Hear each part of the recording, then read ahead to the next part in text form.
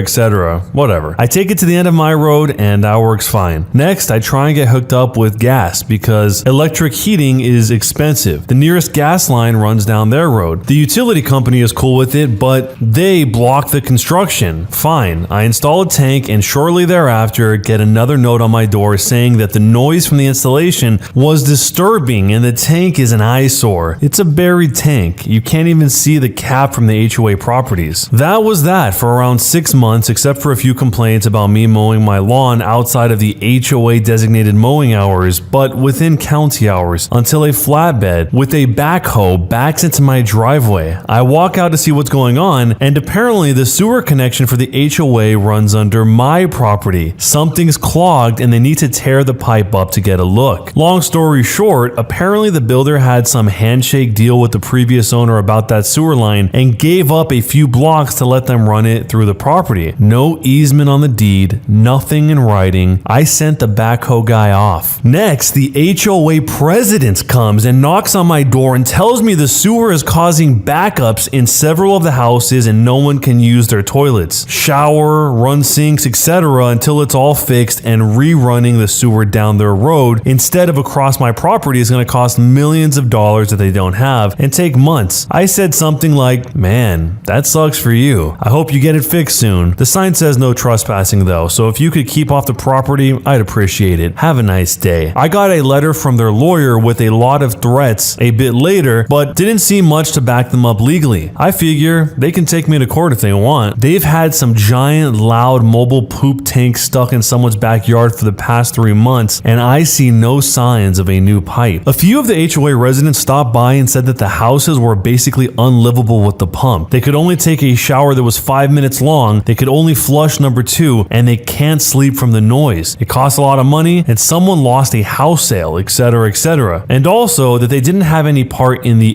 HOA stupidity other than living in it. I told them that I feel for them, but that HOA has been a pain in my rear since week 1, and I'm not inclined to let them go driving construction equipment across and digging holes in a yard that I worked hard on after the way that they've been treating me. They told me that I was a jerk. So am I the jerk? This is one of those situations where the people receiving the punishment or the consequences of a situation aren't necessarily the people that did the wronging in the first place. The HOA was. They were on this guy pretty much since he first moved in, but the fact that they would be like that and not realize that they also needed something from him at the same time is pretty baffling. Maybe it really was just the single HOA president that had the handshake deal and nobody else at the HOA knew about this agreement, so they thought they could just run wild with complaints and causing the original poster here a bunch of trouble. Eventually, this whole mobile poop pump thing that they have is a temporary solution with no long-term solution even in the works is probably going to violate some sort of rule from the county, either being too loud, not being where it's supposed to be, and maybe the OP will end up reporting them for that. But again, I feel bad for the people living there that are not on the HOA. They just live there and they're kind of the collateral damage of this entire situation. So if you were the original poster here, how would you handle this situation? Would you allow them to dig up your yard to fix their sewer line, or would you handle it how the OP did here? Let me know down below, and jerk or not a jerk, and why. Am I the jerk for refusing to bend the rules on seeing my newborn just for one person, my sister-in-law, even if it's the only chance she's had to see him for months? I'm a 34-year-old female and I gave birth on Christmas Day. Before my son's birth and to lessen visits, me and my 28-year-old husband, made a list in October and sent it out to everyone. Some rules include up to date on all vaccines. If you feel any way sick, don't visit. Let us know a week beforehand so we can arrange a day and time. No smokers, no phone calls or visits between 7:30 and 10 p.m. You can only stay an hour. No picking up the baby without consent. No advice, no perfume or deodorant. No is no, and we will not explain why. No pictures to be taken or posted on social media. If you visit the first time, you will be expected to give the mom, me, a gift card and the baby a gift from our approved list. Before you ever come, no matter how many times, you will be given a list of either food or groceries to bring with you and chores to be chosen off a list of your choosing. No more than 2 visits per week per person. It's helped to keep the visits to a minimum, and no one can complain about favoritism because everyone is treated equally. Which brings me to my current situation with my sister-in-law, who's a 20-year-old female. She studies in a different part of the country and is rarely home, and asked to visit last week before she had to go back to school. So we set up a date and linked to our gift list, and then we sent her the takeout that we'd like, including some chores that she can choose from. She texted back immediately saying that she's broken and she can do the extra chores instead. Me and my husband talked about it and came to the decision that if we bent the rules for one person, everyone would want the same treatment. We told her no, that we were very clear about our rules and maybe next time she could visit. She begged and said that she would even clean the whole house because it would be June before she would be home again, and we simply texted no. She didn't reply. She left this morning and we got multiple texts from my in-laws belittling us for using our child as a cash grab. My husband simply replied it was our rules and no one deserved special treatment, then told his family that they were on a timeout and we blocked them. Since then, my family and our friends have told us that we were wrong because she is a broke college student, and they would have understood if we looked the other way once. We tried reaching out to his sister, but she won't reply. So am I the jerk for refusing to bend the rules on seeing my newborn for just one person, even though it was the only chance she had to see him for months? This is extreme. They're basically holding the baby hostage and nobody can see the baby unless they comply with all of their demands. They might as well write out all the requirements on a ransom letter so that they can feel like it's a themed experience when they're picking out which chores they want to do. It's one thing if you've had a baby and you say, hey, when you're over, can you help me out with this thing because it's been really difficult difficult for me, versus give me money, give me chores, give me money and chores. And I feel bad for the 20-year-old sister-in-law because she probably doesn't have money. She's not lying about that. She even offered to clean the entire house as a way to balance it out to make the OP here, the original poster, happy. Maybe the OP and the husband here were really counting on cash coming in order to execute whatever plans they had, which is something that you kind of hear from time to time about weddings, where people are really counting on a bunch of cash from their wedding in order to finance whatever it is they're trying to do, like a down payment on a house or just pay for the honeymoon. You just don't really see that happen as often with restricting who can see your baby. So if you were the sister-in-law in this situation, the one that got denied from seeing the baby, how would you have handled the situation? And let me know down below, jerk or not a jerk, and why.